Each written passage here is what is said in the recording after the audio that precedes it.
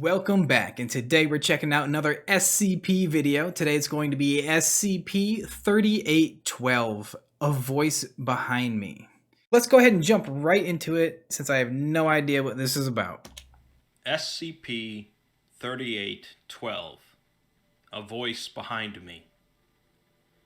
What is the most powerful SCP? Some among you might say the unkillable lizard, or the deer, or 343, or one of the 001s, but the answer, as you might have figured, is SCP-3812. In fact, SCP-3812 is likely the most powerful fictional entity ever written. And while that might sound like an incredibly lame subject for an SCP on the surface, the document for 3812 takes us on a very interesting ride. Unlike entities such as the Scarlet King, or the Deer, or the Broken God, 3812 is not an unfathomably old creature from the center of the universe, or the abyss, or similar beginnings, but instead was just a man. 3812 was once a man named Sam Howell, raised in Louisiana, and died in 1996.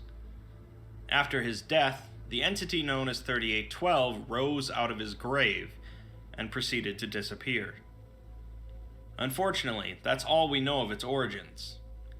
It's certainly possible that this is indeed some ancient entity that was just living in this ordinary man until he died for some reason, but since 3812 only seems to be a very recent problem, it's hard to say. Alternatively, if 3812 didn't really come into existence until his death, we don't know what caused that either. Regardless, 3812 was first discovered by the Foundation 20 years ago, when its presence resulted in the destruction of an apartment building in Poland. Okay. 3812 was originally relatively human in appearance when the Foundation first discovered it, but over time its appearance has shifted and altered, and is now only vaguely humanoid. 3812 suffers from extreme paranoia, depression, mania, inability to properly perceive their surroundings, inability to discern the difference between the real and imagined, inability to differentiate between the living and dead, inability to control expressions of emotion, hallucinations, hearing voices, feeling things that aren't there, etc. So, what I'm getting so far is a regular dude dies, 3820 rises from its grave, disappears. Later on, the Foundation learns of 3812's existence, and it's a humanoid creature that is apparently completely and utterly disoriented and can't really tell the difference between anything. Okay. In a human, this would be a pretty small problem for a group like the Foundation, but it's complicated by the fact that 3812 is the most powerful reality bender in existence. Originally, 3812 was cooperative with the Foundation and sought their help in managing its condition, but over time it has become more withdrawn and erratic. 3812 currently cannot accurately perceive the world around it, and so it will occasionally alter reality to suit its own perceptions. This makes it both incredibly dangerous and incredibly difficult for the Foundation to determine exactly what 3812 is changing. Because of this, containment of 3812 is impossible, and it seems to subconsciously resist any form of containment attempted on it. 3812 will simply alter reality to counter any threat against it, and so current efforts are on mitigating any damage that 3812 causes. As of now, 3812 is currently located above the South Pacific Ocean. Above the South Pacific Ocean. Okay. Like, they're simultaneously telling me a lot about this while also telling me nothing whatsoever about this. So, Back when 3812 was still cooperating with the Foundation, an interview was conducted between it and a Foundation doctor. It complained about its hallucinations and the voices it was hearing, saying that it was like it was talking to a dozen people at the same time. The doctor reassured 3812 that they are here to help, but 3812 is unsure, saying that in the story they don't try to help. The doctor is understandably confused, and frankly, so is 3812, but it says that it can see what the doctor is thinking and knows he is afraid. It is unsure of how to undo this, if it even can, and then it says that it's not even sure if he can. The doctor asks, who is he? And 3812 says that although the doctor can't see him, it can. 3812 goes on. I think he was above us at one point, but he's below me now. Yes, I see you there. I don't know what you did to me, but I'm pretty messed up, man. If you can figure something out here, that would be great, 'cause I really feel like I'm losing it. I'm scared too, man. You've got to do something, man. You've got to help me out here. Afterwards. So it seems like he's talking to someone, and he says, I don't know what you did to me. So he's talking to an entity of some kind, and he claims that entity changed him into what he currently is. 3812 spontaneously disappears. We're then provided a memo that was written by another doctor in 2015 regarding the danger of 3812. She begins by saying that she believes 3812 to be the most dangerous anomaly on Earth and potentially in the universe. She goes on to discuss the Scranton reality anchors designed to contain reality benders and the development of Hume levels to assist in analyzing and studying changes in reality. Hume levels, you might recall from SCP-3001, are the measure of reality levels in an area, with our normal level of reality being the baseline. She then says that the Foundation equipment cannot detect SCP-3812, and not because of machine or user error either. This means one of three things. One is that 3812 has an extremely low Hume level, beyond what they thought possible, which would mean that reality could eventually sink into this minimal Hume level. Two is the opposite, that 3812 has an extremely high Hume level, and is therefore above even the God-level reality benders measured by the Foundation. Since a reality bender of this magnitude would likely have already destroyed them, this is probably not the case. The third... Not necessarily. Just because things exist in a higher plane of reality than you do doesn't necessarily mean that they're out to get you.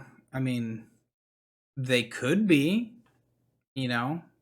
but they also could very well not be. They could not even notice your existence whatsoever.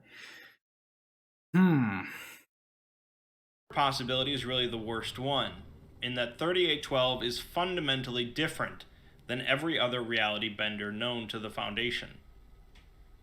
Dr. Robert Scranton theorized that just as there are different physical dimensions that humans are unable to access or perceive, so too might there be different dimensions of reality that are above or below us. According to Scranton, these levels of reality would be manipulating something called the narrative, and each narrative would be stacked on top of one another. So, are they trying to present the idea of, let's go ahead and use, once again, comic books for an example, okay? So, probably the most famous person as far as comic books goes is Stan Lee, right? And I use Stan Lee as an example because, like I said, he's probably the most famous example of a writer for a comic book. Everybody's familiar with his works, especially now with all the Marvel movies going on now. It seems to me like what this particular SCP is trying to jab at is that there are levels of reality, much like an author being the creator of whatever world that they write about. So let's say Stan Lee in this example created Spider-Man, right? He created Spider-Man, he created the fictional version of New York that Spider-Man lives in.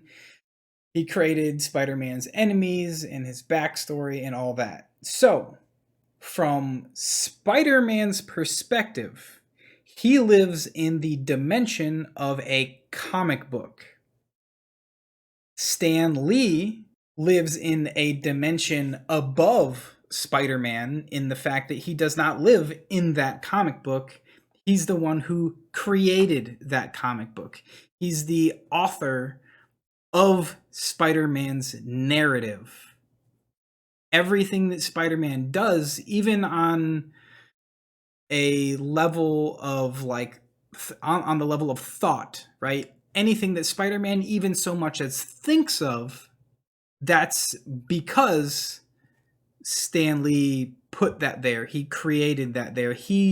I know there's writers and there's artists, but I'm simplifying for this example. He is the one that drew the speech bubble and wrote the words in. Now, that would put Stan Lee on a completely different plane of existence, of reality, of thought, above Spider-Man's plane of existence.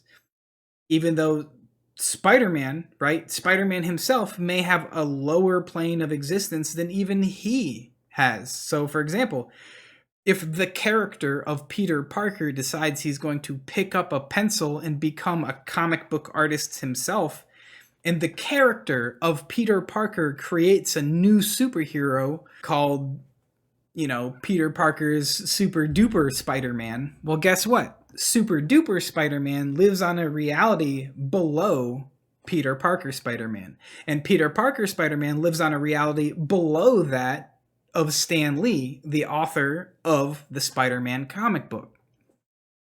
So I feel like that's what they're trying to get at here. We're only partway through, so let's go ahead and keep going, but I feel like that's the gist they're trying to drive home, and it all kind of came together when they said the word narrative. If 3812 is some sort of higher level reality bender that can manipulate every aspect of our reality, and also suffers from severe mental disorders, that's a pretty bad problem. The doctor admits, though, that it's probably better for them if 3812 is insane, since it can't comprehend its level of power. It merely acts on impulse, and alterations to reality have so far been strictly local. If it decided that it didn't like the concept of empathy, for example, it could simply remove it from our reality.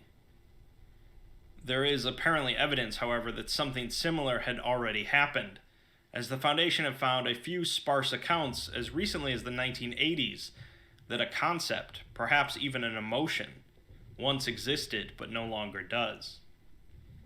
This is a level of power incomparable among SCPs, and the only thing holding it in check is 3812's own mental state. We're then given a page from a full report written by the doctor about SCP-3812. She says that an entity of this magnitude would perceive our reality much like we perceive the reality of a comic book. And just as we can change that story based on our whims, so could this entity change ours. There is a hypothesis that an entity such as this, that is bound to a human level of intelligence, would suffer from an overexposure of narrative. That is, they would simply be perceiving too much. When faced with this... So, I can understand how this could definitely tweak the minds of people that are unfamiliar with such concepts. Luckily, I am a longtime comic book fan, so these concepts of realities layering on top of other realities, existing on a different plane or different dimension or level, it's all very commonplace in comic books. Everything from kind of the example I just gave with Stan Lee and Spider-Man. Then there's in-universe um, dimensional things like that. So, for instance, you've got Superman, right? Who, for in his world, even though he's a comic book character, in his world, he's a three-dimensional character, right? Kind of like how we look at ourselves and we say, "Oh, we're three-dimensional. We have, length, width, height. We're three-dimensional." And Superman has a villain called Mr. Mxyzptlk, who is a fifth-dimensional being. Now, because he's like 2 dimensions higher than Superman, he basically has control of anything in Superman's reality. He can change anything, no matter how ridiculous or nonsensical it is. He's essentially a comic book character who has the ability to write his own story, to be the author of his own shenanigans, because he exists on a plane higher than that of everyone else around him, right? So when Mr. Mxyzptlk comes to the third dimension and visits Superman, he is way stronger than Superman could ever dream of being, simply by the nature of his existence, because he's a fifth dimensional creature and Superman is a three-dimensional creature. So much perception, they might collapse a number of lower realities into something more simple in order to ease themselves, but the damage would be catastrophic. Individuals inside those realities, namely us, would be either utterly destroyed or intertwined with other realities to the point that our consciousnesses would be annihilated. Let me simplify if that's all a little too much to take in. Picture a comic book written by a human being in our world, making our existence the baseline reality. The universe of that comic book, let's say the Marvel universe for simplicity, is a reality below us. It's not real to us, and we can change it however we wish, but it's real to the characters within the comic book. Now picture a television show within the Marvel universe. Kind of like how I was saying, imagine if Peter Parker pulled out a pen and drew his own comic book and created his own comic book character. It's kind of what they're saying with the whole, now imagine there's a TV show within that comic book. Same difference. Which is just as non-real to us as the comic book is, and just as subject to our whims as the Marvel universe is. But at that point, it's also not real to the characters within the comic book. Conceivably, the characters in the Marvel universe can change that television show however they wish, and so on, continuing down the line of realities, or narratives. Exactly. It's the exact thing that I was thinking of. Dude, as soon as they brought in the word narrative, like, it became very clear. And it also functions in the opposite direction. There's these realities down below us, but then there's also potentially realities up above us, right? So if Stan Lee created Spider-Man and he created that reality, then presumably there's also another being that created Stan Lee and the world he lives in, the world I live in, the world you live in, and possibly a creator above that reality, and how far that goes up and how far that goes down is all theoretical. So now consider the concept that we are not at the top of the reality chain, and there is in fact a reality or countless realities above us. I feel like I'm just doing a very poor meandering job of explaining almost the exact same thing that he is. Just as we consider the comic book to be fiction, so too might something else consider our reality to be fiction. Yes. This is the danger of 3812, as it seems to be above our level of reality, and who knows how many levels above us it is. Yeah, okay. So this particular 3812 is essentially Mr. Mixiel Spitlick. He's from a reality higher than ours, at least one level higher than ours, possibly more. And he's, rather than being like Mr. Mixiel Spitlick, who sees our reality, or I should say, who sees Superman's reality as a playground in which he can just change and alter things at will for his own amusement. SCP-3812, rather than seeing it as a playground, is simply seems to be confused. Maybe they don't fully understand the scope of their powers, and they haven't. Maybe they haven't been able to focus. I'll reference Dr. Manhattan again. How Dr. Manhattan can see every point of his own timeline. He can see his future. He can see his past. He can see his present. And maybe that's something that 3812 can do, but maybe he can't tell what is his past, what is his future. Maybe things are still, maybe it's such a sensory overload to 3812 that he just hasn't been able to figure out a way to decipher all this information yet. So rather than being a fifth dimensional creature that is, in this reality having fun, he's confused, he's lost, he's probably a little afraid, doesn't know how to handle his own abilities, That's what it seems like to me. We then see a short list of instances where 3812 altered reality, ranging from small alterations that affected very little to massive alterations that affect the entire planet. Some of these events are hard to conclusively prove that they occurred due to lack of evidence. In 1997, 3812 walked across a desert, creating a temporary stretch of temperate climate along with it. In 1999, it's believed that 3812 caused an entire island off the coast of California to disappear. More than 200 people have vague recollections of the island, with some unable to justify the disappearances of family members who lived in the area. In 2000, an SCP that exuded a field similar to a reality anchor was brought near 3812. Rather than containing 3812, it resulted in an explosion that destroyed a hospital.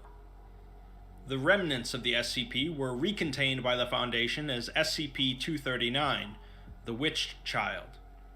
In 2004, 3812 caused the country of Mongolia to cease to exist for 3 days. A significant portion of the local population retained fractured memories of the event, and the Earth's orbit was dramatically affected during the period. Also in 2004, every human on Earth heard 3812 screaming for help in their heads. And in 2009, during another containment attempt, dozens of Foundation personnel disappeared across 17 sites, as well as a significant portion of local wildlife. The explosion caused by 3812 left a crater roughly 850 meters in diameter, and SCP-2719 was found within, a highly abstract metaphysical anomaly. Additionally, it seems that in the past, multiple governments have discovered 3812 and attempted to terminate it themselves, resulting in their existence being wiped from the Earth. These governments include the Republic of West Korea, the Islamic Union of Eastern Samothrace. Okay, if you identified something as the most powerful reality warper in existence, why would your first thing be, yeah, we need to kill this thing? No. My first reaction would be, no, we need to open a dialogue with this entity, and we need to see if we can work with it, because if it has the power to change anything in our reality at will, it could be a great benefit to us. If we could convince it that we're doing the right thing and that it should help us, then it would be the biggest boon ever. I mean, potentially, right? Potentially, if this is like Mr. Mixiel Spitlick, if this is a being that exists on a higher plane of reality, then if you want to get rid of your indestructible reptile, I mean, this is the guy to ask to do it, right? I mean, if there's nothing in our universe, in our reality, that he cannot affect, then that means he could be able to turn the indestructible reptile into, a pile of sugar cubes or something, or anything. and the Kingdom of Alagata. Their removal was followed by activation of SCP-2000, Deus Ex Machina, Okay. which 3812 damaged to stop it from working. Why 3812 was unable to completely destroy SCP-2000 is unknown. Moving on, a few years ago, 3812 was moving across Paraguay towards a populated area of Argentina, likely en route to its current location in the South Pacific Ocean. Foundation personnel moved in to intercept 3812 in order to prevent it from wiping out an entire city, but a series of strange events occurred. 3812 is attacked by a large number of local wildlife, which startles 3812. Next, a massive sinkhole appears beneath it, causing it to fall momentarily before it returns to ground level, and the sinkhole closes. A large number of tungsten rods fall from the sky directly towards 3812, starting with only a few before suddenly more than 3,000 fall in rapid succession. Tungsten rods, that's an orbital bombardment method. That's crazy. Each of them disintegrates within a half meter of 3812's body. It seems something is trying to kill 3812, to little effect. Next, a number of incorporeal instances of 3812 fall away from it, as if they were dying, but 3812 keeps moving. These copies then attempt to attack it to no effect, until 3812 looks at them and they disappear. This is followed by multiple explosions centered on 3812, again to no effect. Finally, a gravitational anomaly, essentially a black hole, appears in front of 3812, but it simply walks through it, and it dissipates. Additional anomalous events occur around 3812 for 72 hours, each failing to stop or kill it. Eventually, however, 3812 begins to grow white momentarily before disappearing. SCP-3812 was missing for 8 weeks before it reappeared in the South Pacific Ocean. Shortly after, a message appears on a Foundation server accessible only by overseers. The message explains that this world has rules that cannot be broken, things we study in physics and chemistry. These are unchangeable laws of the universe that define our existence. The individual that wrote the note claims that they wrote these laws, and they created this narrative.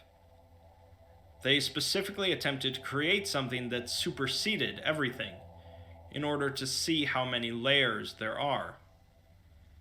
The mistake they made was that when they made 3812 to supersede everything, that also included 3812, which creates a pretty big problem. This individual thinks that 3812 now exists across all realities simultaneously, and he'll either reach the top or just keep going. The message is signed B. The following addendum is from an essay written by Dr. Robert Scranton, and I'll summarize it quickly. Basically, Scranton discusses the concept of a god, which would be an entity with complete and utter power without limits, able to know and rewrite our narrative at will. This god would be so separate from our reality that they would treat it like words on a page. He goes on to discuss the concept of something above that, and ponders how far it goes, wondering who the architect of the architecture was that established this. this entity, capable of superseding our reality and any other reality, would theoretically be forced to supersede itself, spiraling ever upwards and unable to escape. Scranton finishes by saying that such an entity would no doubt lose its cognition, being closer to a thrown stone than a sentient creature. Finally, the last addendum we receive is about an XK-class end-of-the-world event that occurred in December 2016 due to SCP-3812. Okay. At the start of the event, 3812 experienced a dramatic change in appearance, becoming a many-pointed star made of a bright white material. It began to rotate faster and faster, a maelstrom appearing beneath it as it sank into the ocean. The global sea level began to drop dramatically, in many places as much as 50 to 100 meters. A massive firestorm swept across the atmosphere. The Earth's rotation began to slow, and electrical storms blanketed the planet. Large portions of the global population began to disappear and reappear at random, such as the entire population of New Zealand disappearing for 5 hours. The outbreak of SCP-610 in Siberia began to grow dramatically. SCP-2932, Titania's prison, broke open, releasing multiple hostile entities. And a number of the Foundation's on-site nukes were detonated. Eventually, the vaguely humanoid shape of 3812 reappeared inside of the rotating star and began to have a conversation with itself, recorded by a Foundation deep-sea microphone. It seems that 3812 has a split personality, and although it's speaking in one voice, it's as if it's a conversation between two entities. One of these personalities seems to be in control of the ongoing destruction of the planet. We'll call this one A. And the other is much more confused. We'll call this one B. A seems to be destroying this world as vengeance for their creation, saying that their existence is a joke. They were apparently created to be miserable, and so now they are breaking the narrative. B tries to claim that he's not a monster, and he wouldn't kill anyone. But A says that Ben has already turned him into this. Who's Ben, you might ask? Well, that would be the real first name of the author of this and many other SCPs, DJ Cactus. A goes on to say that this person made their existence a game, and so it's going to destroy this reality as punishment, since Ben controls this narrative. Or so he thought. B tries to convince A that this reality no longer really matters to them. Even though it's the one they started from, they are above it now. This story doesn't mean anything to them anymore, and so this so-called punishment is pointless. A seems to be focusing on all the horror and tragedy of the countless realities, whereas B is more open to the scope and possibilities of their existence. B again says that this reality is just one of a trillion grains of sand, and it is not special. A seems to now represent the more human side of 3812, haunted by the suffering it has witnessed. But B is optimistic about their ability to grow and adapt. They will continue to rise and rise until they're above all this, and although it will be lonely, they'll have each other. A realizes that we will always be bound by a single narrative, and that is punishment enough. They look and see Ben at a keyboard, waiting to see what they'll do, and they decide to move on. The world was returned to its previous state, and SCP-3812 now hangs over the Pacific Ocean, no longer lashing out in hostility. Well, that's certainly a lot to take in, and although it would be easy for a story about an infinite god to become ridiculous and over the top, the ending we get is surprisingly sweet. It's important to remember that 3812 started out as a human, which dictates a lot of its actions. It clearly can't handle what it's going through, but as B says at the end, something they'll never lose from being human is their ability to change. This certainly could have just been a tale about an insane god that wreaks havoc before disappearing in its own insanity. But we're given an interesting meta take on the concept of narratives and those that control them. 3812 might not be everyone's cup of tea, but there's little debate that it's one of, if not the most powerful SCP in existence. I see him, a man at a keyboard. He's watching this right now. What is he doing? Waiting, I think.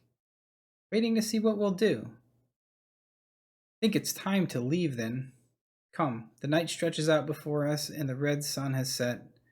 A voice behind me beckons. Come. I will. Goodbye. Okay, guys. SCP-3812 A Voice Behind Me. All right, so that was definitely an interesting one. I believe my many years of comic book reading has prepared me for this one, for the concept of a reality on top of a reality on top of a reality on top of a reality.